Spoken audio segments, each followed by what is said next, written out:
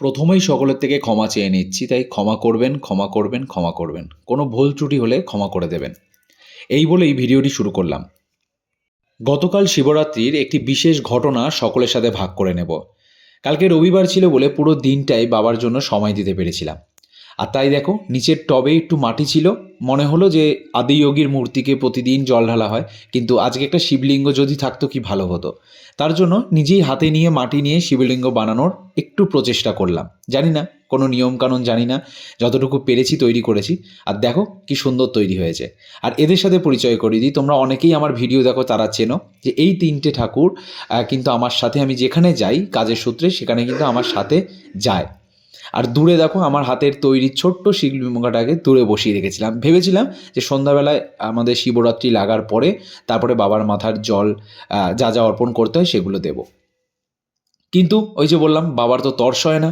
যেহেতু বাবার নাম করে করে ওম নমঃ শিবায় বলে বাবার মূর্তিটাকে আমি তৈরি করতে পেরেছিলাম, সেইভাবেই কিন্তু বাবা নিজেই হাতে আমার একটা ছোট্ট যেই জলের যে কলসিটা দেখছো, মানে জল ঢালার জন্য যে পাত্রটা, সেটা আমার হাতের থেকে স্লিপ কেটে জলটা কিন্তু বাবার গায়ে পড়ে যায়। আমি কিন্তু দিতে চাইনি সময়ের আগে, কিন্তু যাই হোক, যখন দেখলাম যে জলটা অলরেডি পড়ে গেছে, তার জন্য বাবাকে সুন্দর করে স্নান করিয়ে দিয়ে যা যা করতে হয় সমস্ত কিছু করে নিয়ে বাবাকে সকালের ভোগ অর্পণ করলাম।